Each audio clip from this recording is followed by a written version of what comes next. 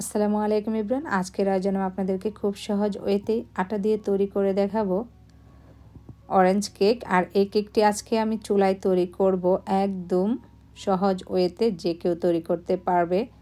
আটা দিয়ে এত সুন্দর কেক তৈরি করা যা, এটা কিন্তু আমি ভাবতেও পারি নাই। অসম্ভব সুন্দর এবং মজার হয়েছে আজকের এই কেকটা। তো যে কেউ তৈরি করতে পারবেন। আর আজকের কেকটি আমি চুলায় তৈরি করব। যদি রেসিপিটি ভালো লাগে তাহলে আশা করব ভিডিওর শুরুতে একটি লাইক দিয়ে ভিডিওটা দেখা শুরু করবেন, আর সেই সাথে সবার মাধ্যমে রেসিপিটি শেয়ার করে দেবেন। আই হোপ আজকের রেসিপিটি আপনাদের কাছে ভালো লাগবে।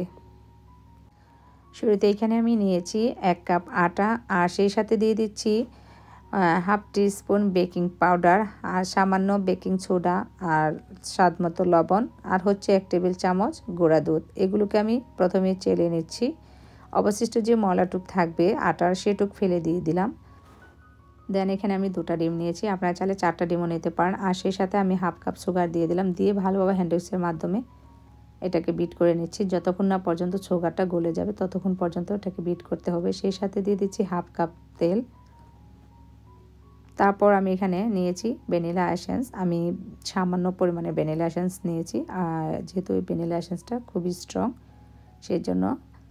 আর এখন আমি এখানে দিয়ে দিচ্ছি একটা মালটাকে, মানে অরেঞ্জকে আমি জুস করে নিয়েছি, সেটুকু দিয়ে দিচ্ছি। আর সামান্য মানে স্কিন আমি এভাবে করে কুচি করে কেটে নিয়েছি, সেটাও দিয়ে দিচ্ছি, মানে অরেঞ্জের।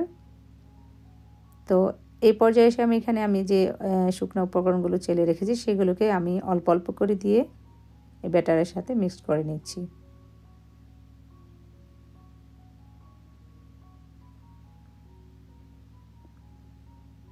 তিন থেকে 4 বার মতন করে আমি অল্প অল্প করে দিয়ে এভাবে করে আমি হ্যান্ড উইক্সের মাধ্যমে এই ব্যাটারটাকে মিক্স করে নিচ্ছি।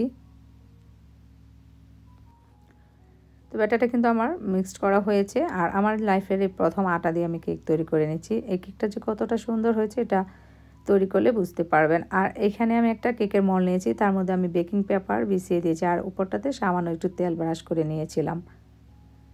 আর চুলার মধ্যে আগে থেকে আমি একটা মানে পাতিল বসিয়ে রেখেছি, তার মধ্যে একটা স্ট্যান্ড আছে। আর চুলাটা একদম লো হিটে রেখে আমি 10 মিনিট সময় নিয়ে এটাকে প্রিহিট করে নিয়েছি। এখন ঢাকনা দিয়ে ডেকে আমি অপেক্ষা করব 45 থেকে 50 মিনিট সময়। আমি 50 মিনিট পরে আমি ফিরে আসলাম, এসে আপনাদেরকে চেক করে দেখাচ্ছি। আমার কেকটা কিন্তু অলরেডি হয়ে গিয়েছে। এখন আমি মল্ট আউট করে নিচ্ছি। এই তো আমি কেকটাকে কিন্তু এখন কেটে নেব।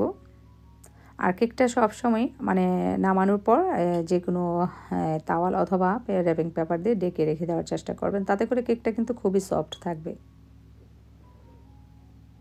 তো মাশাআল্লাহ কেকটা কিন্তু আমার মানে খুবই সফট হয়েছে। আমি আপনাদেরকে একটা পিস দেখাচ্ছি হাতে নিয়ে, দেখলে বুঝতে পারবেন।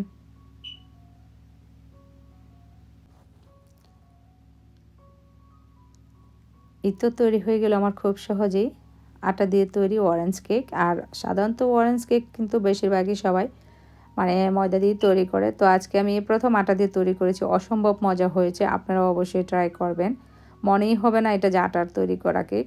আর কেকটা যে কত টেস্টি হয়েছে আমি কি বলবো, একদম মনে হচ্ছে যে দোকান থেকে মানে বেকারি থেকে কিনে আনা। তো রেসিপিটি ভালো লাগলে অবশ্যই সবাই সবার মাধ্যমে শেয়ার করে দেবেন। আর সবাই ভালো থাকুন, সুস্থ থাকুন, নিরাপদে থাকুন। আল্লাহ হাফেজ।